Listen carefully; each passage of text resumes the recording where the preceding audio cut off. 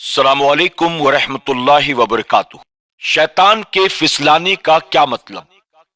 تو شیطان نے انہیں اس درخت کے ذریعے پھسلایا اور جہاں وہ رہتے تھے وہاں سے انہیں الگ کر دیا۔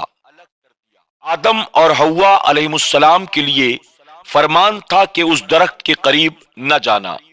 شیطان نے ان سے اس فرمان الہی کی نافرمانی کرانا چاہی، اس لیے وسوسے کی زبان میں دونوں سے کہا کہ میں تمہیں ایسا درخت نہ دکھاؤں جس کے کھانے سے تم ہمیشہ جنت میں رہو اور تمہیں ایسی بادشاہی نصیب ہو جائے جس میں کبھی کسی قسم کی کمزوری نہ پیدا ہو۔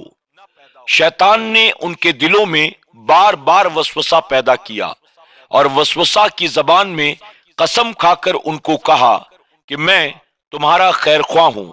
اس درخت کے کھانے سے تمہارے رب نے صرف اس لیے تمہیں روکا تھا کہ تم فرشتے نہ بن جاؤ، ہمیشہ تمہیں جنت میں رہنا نصیب نہ ہو جائے۔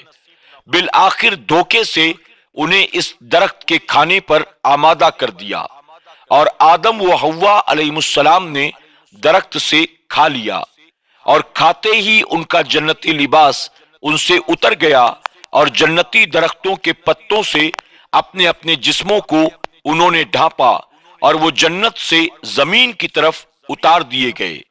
یہاں تک تو شیطان کی خواہش پوری ہو گئی، لیکن اصل مقصد میں وہ کامیاب نہ ہوا۔ اس کی اصل خواہش یہ تھی کہ آدم علیہ السلام اللہ کی ممانعت کو یاد رکھتے ہوئے قصدن اس درخت سے کھائیں اور اس طرح عاصی اور نافرمان ہو کر جنت سے نکالے جائیں۔ اس لیے اس نے وسوسے کی زبان میں ما نہاکما ربکما عن ہذہ الشجرۃ کہہ کر اللہ کی نہیں بھی انہیں یاد دلا دی، لیکن عصمت الہیہ نے انہیں معصیت سے بچا لیا اور اس درخت کے کھانے سے پہلے ممانعت الہی کا انہیں نسیان ہو گیا، جیسا کہ اللہ تعالی نے فرمایا۔ مفہوم: آدم بھول گئے، ہم نے ان کا قصد نہ پایا، اور آدم علیہ السلام قصدن فرمان الہی کے خلاف ورزی سے بچ گئے اور شیطان اپنے اصل مقصد میں ناکام ہو گیا۔ یہی وجہ ہے کہ اللہ تعالیٰ نے ازل کے بجائے ازل نہیں فرمایا، یعنی یہ فرمایا کہ شیطان نے ان کو پھسلا دیا، یہ نہیں فرمایا کہ انہیں گمراہ کر دیا۔ شیطان نے وسوسہ کیوں ڈالا؟ آدم علیہ السلام کو جب فرشتوں نے سجدہ کر لیا تو آپ کو اور آپ کی زوجہ کو جنت میں رہنے کا حکم ہوا اور ارشاد ہوا کہ آپ یہاں جو چاہیں با فراغت کھائیں، لیکن اس درخت کے قریب نہ جائیں۔ تو اس منع کیے ہوئے درخت کی وجہ سے شیطان نے دونوں کو پھسلا دیا اور انہیں خوشحالی، بے فکری اور عیش و عشرت کے ماحول یعنی جنت سے دور کر دیا۔ وجہ اس کی یہ بھی تھی کہ وہ حضرت آدم علیہ السلام کو سجدہ کرنے سے شیطان نے انکار کر دیا اور تکبر کیا، تو اللہ تعالیٰ نے فرمایا تو مردود ہے، یہاں سے نکل جا۔ تو شیطان کے دل میں بغض و حسد کی آگ بھڑکنے لگی اور کہنے لگا کہ جس طرح میں ذلیل و خوار کر کے نکالا گیا ہوں، آدم اور حوا اور ان کی نسل کو اسی طرح جنت سے نکالوں گا اور انہیں اسی طرح گمراہ کروں گا جس طرح مجھے گمراہ کیا گیا، یعنی میں ان سے اپنا پورا بدلہ لوں گا۔ شیطان پھسلانے پر کیسے قادر ہوا؟ شیطان نے جب سجدہ کرنے سے انکار کیا، اسے جنت سے نکل جانے کا حکم دیا گیا، اسی وقت اس نے اللہ تعالی سے مہلت لے لی۔ اگرچہ اللہ تعالی نے فرما دیا تھا کہ تیرا داؤں میرے مخلص بندوں پر نہیں چلے گا، لیکن شیطان آپ سے قصدن گناہ نہ کرا سکا، بلکہ صرف اس مہلت کا فائدہ اٹھاتے ہوئے آپ کے دل میں وسوسہ ڈال کر آپ کو بھلا دیا۔ شیطان انسانوں کو کیسے وسوسے میں ڈالتا ہے؟ اللہ تعالیٰ نے ارشاد فرمایا بے شک وہ اور اس کا قبیلہ تمہیں دیکھتا ہے جہاں سے تم اسے نہیں دیکھ سکتے، یعنی شیطان اور اس کے زیر اثر دوسرے چھوٹے چھوٹے شیاطین جہاں کہیں بھی ہوں انسانوں کو دیکھ سکتے ہیں اور انہیں وسوسے میں ڈال سکتے ہیں، حالانکہ انسان انہیں نہیں دیکھ رہے ہوتے۔ بے شک شیطان انسان کے اندر اپنے اثرات اس طرح جاری و ساری کر سکتا ہے جیسے آدم کے رگوں میں خون جاری ہوتا ہے۔ شیطان نے کہاں سے وسوسہ والی گفتگو کی؟ شیطان نے آدم و حوا علیہ السلام سے جو گفتگو کی وہ قوی وسوسوں کے ذریعے کی۔ اس نے زمین سے ہی وسوسے کی زبان میں وہ کچھ کہہ دیا جو کہنا چاہتا تھا۔ جب سے اسے جنت سے نکال دیا گیا پھر اسے آسمانوں پر چڑھنے کی اجازت نہیں دی گئی، نہ ہی وہ چڑھ سکا۔ قرآن مجید یا کسی حدیث میں وارد نہیں ہوا کہ شیطان آدم و حوا کے پاس جنت میں پہنچا ہو۔ قرآن پاک میں تو صرف یہی الفاظ وارد ہیں۔ مفہوم، ان دونوں کو شیطان نے وسوسے میں ڈال دیا، اور سورہ طٰہٰ آیت 120 میں ہے شیطان نے ان یعنی آدم کو وسوسے میں ڈال دیا۔ شیطان کے وسوسے میں ڈالنے کے لیے جسمانی طور پر کسی کے پاس جانا ضروری نہیں ہے، اور نہ ہی یہ ضروری ہے کہ وہ جسے وسوسے میں ڈالے وہ اسے دیکھے بھی۔ تنبیہ، جن اقوال میں شیطان کا سانپ کے ذریعے جنت میں جانا ثابت ہے یا شیطان کا جنت کے دروازے پر بیٹھ کر وسوسے میں ڈالنے کا ذکر ہے، وہ بنی اسرائیل کے من گڑنت اقوال ہیں۔ ابن کثیر نے کہا یہاں مفسرین نے کئی اسرائیلی خبریں نقل کر دی ہیں، اور امام رازی فرماتے ہیں ضروری ہے کہ ایسی روایات کی طرف بالکل توجہ نہ کی جائے۔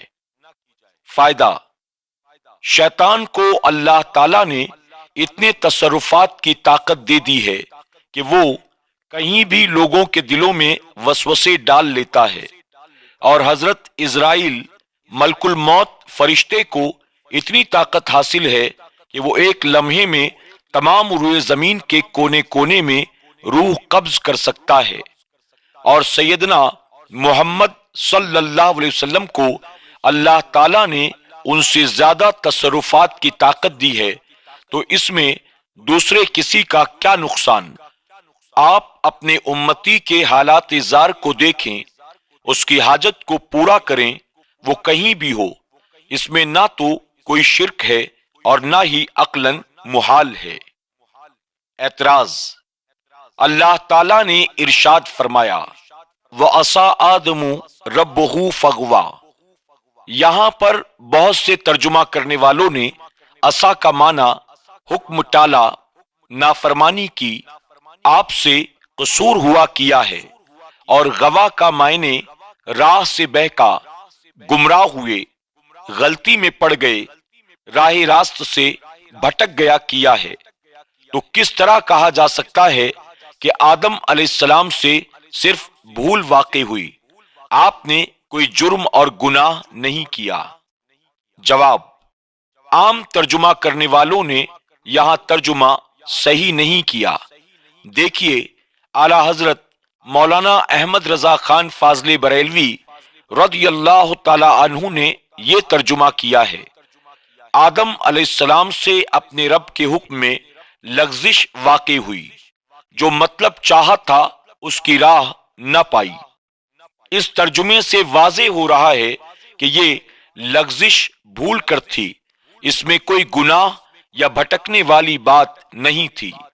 اس مقام پر علامہ رازی رحمت اللہ تعالی علیہ نے تفسیر کبیر میں ذکر فرمایا، یعنی بے شک ظاہر قرآن پاک اگرچہ دلالت کرتا ہے کہ حضرت آدم علیہ السلام سے عصیان و غوایت واقع ہوئی، لیکن کسی کو یہ کہنے کا کوئی حق نہیں کہ وہ یہ کہے کہ آدم علیہ السلام نے حکم ٹالا، وہ گمراہ ہوئے، بھٹک گئے۔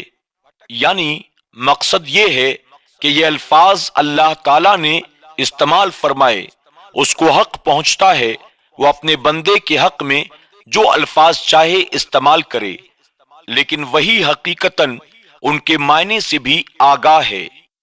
اس مقام پر علامہ آلوسی رحمت اللہ تعالی علیہ روح المعانی میں تحریر فرماتے ہیں، قاضی ابو بکر بن عربی نے واضح طور پر بیان فرمایا کہ عصیان یعنی نافرمانی، بھٹک جانا، بہک جانا، گمراہ ہو جانا، اس قسم کے الفاظ کی نسبت جب ہم اپنے والدین، آبا و اجداد کی طرف نہیں کر سکتے جو انسانیت میں ہمارے مماثل ہیں اور انبیاء اکرام سے گھٹیا ہیں، ایسے الفاظ کی نسبت انبیاء اکرام اور خصوصاً حضرت آدم علیہ السلام کی طرف کیسے ہو سکتی ہے جو برگزیدہ، مکرم اور ہر طرح تعظیم و تکریم کے لحاظ سے مقدم ہیں۔